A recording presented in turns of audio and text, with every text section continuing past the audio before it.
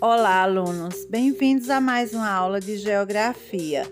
Nessa aula de hoje, nós iremos abordar 3 assuntos: a criação da OPEP, a Revolução Islâmica e a guerra entre o Irã e o Iraque.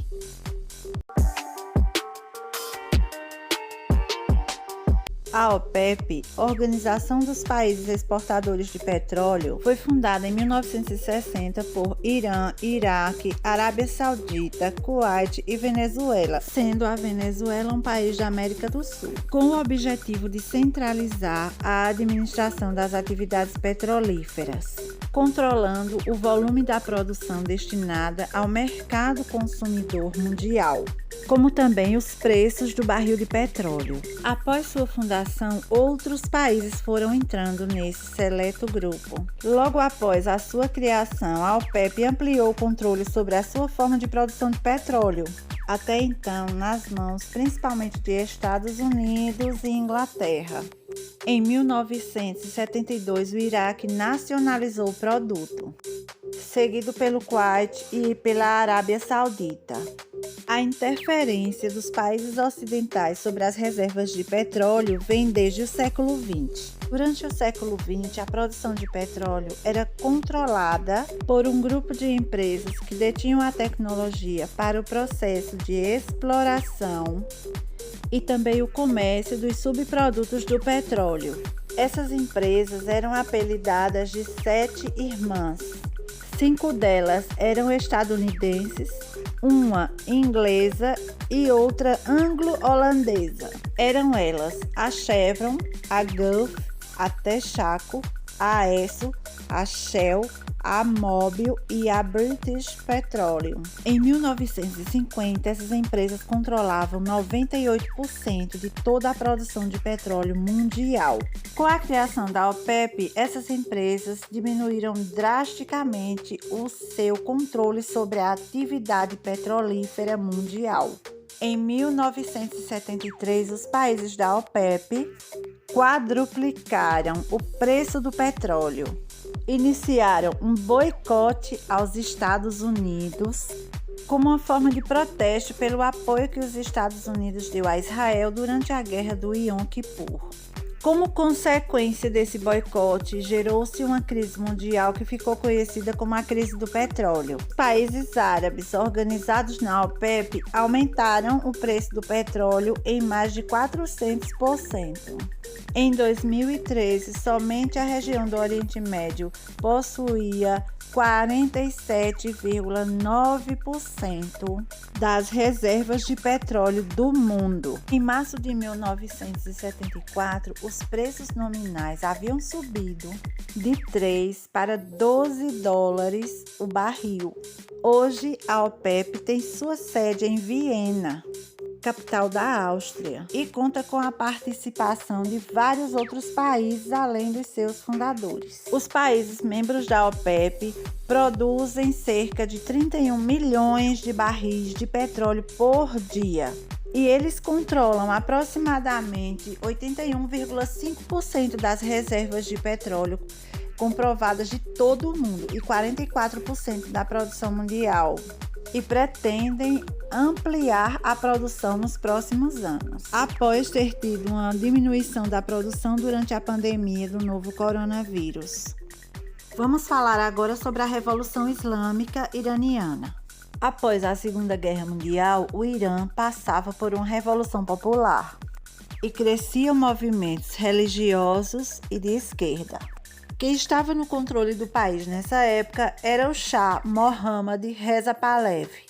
Shah era uma espécie de rei ou imperador naquele país. Reza Pahlavi havia assumido o poder no Irã após um golpe de Estado, que foi financiado pelos Estados Unidos. O objetivo dos Estados Unidos era garantir o controle do bem mais precioso desse país, o petróleo. Porém, o governo ditatorial de Reza Pahlavi causou uma insatisfação geral no Irã. O fato de seus líderes se tornarem cada vez mais próximos da cultura ocidental e ostentarem mordomias com o lucro do petróleo fez com que a população, que é de maioria xiita, um ramo da religião islâmica, enxergasse o governo de Reza Pahlavi como contrário à vontade do povo iraniano. Na década de 1970 surge uma liderança religiosa que liderou as manifestações populares contra o Shah Reza Pahlavi. Era o Ayatollah Ruhollah Mossavi Khomeini. Ayatollah é considerado, sobre as leis do Islã xiita, como o mais alto dignatário da hierarquia religiosa.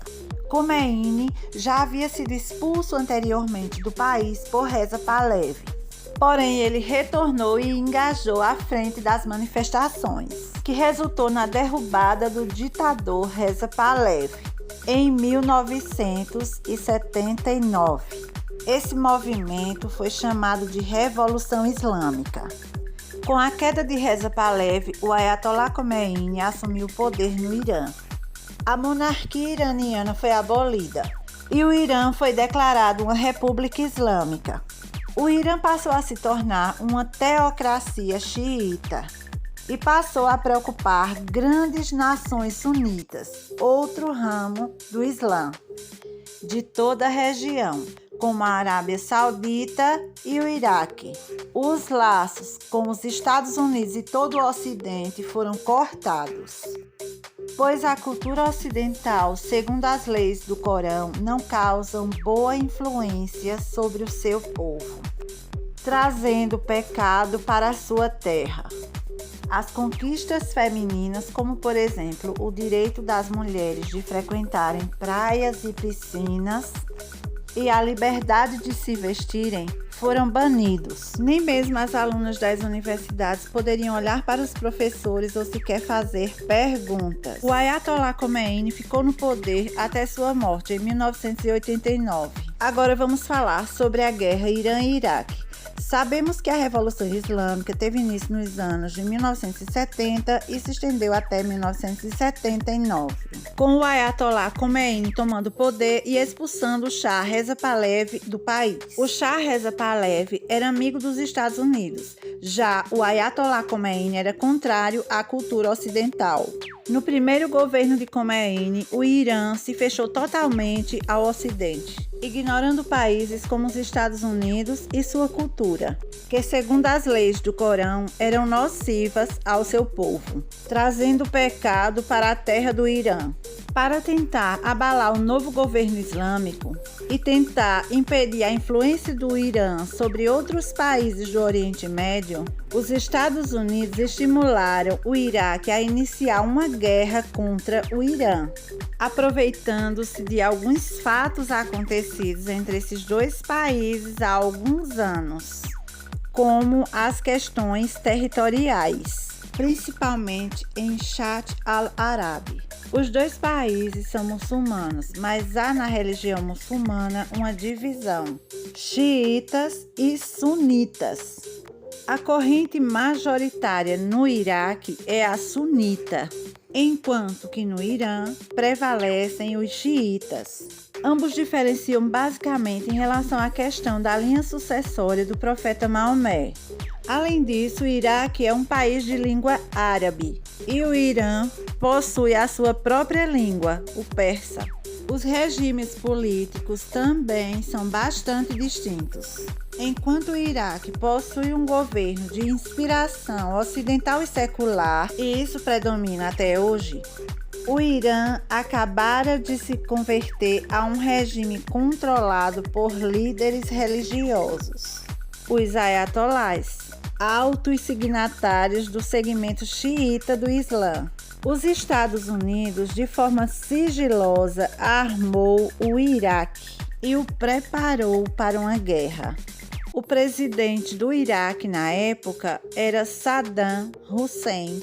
O objetivo dos Estados Unidos era impedir que o que estava acontecendo no Irã naquele momento, de se fechar para os Estados Unidos, se fechar para o Ocidente, acontecesse com outros países da região, prejudicando assim os seus interesses.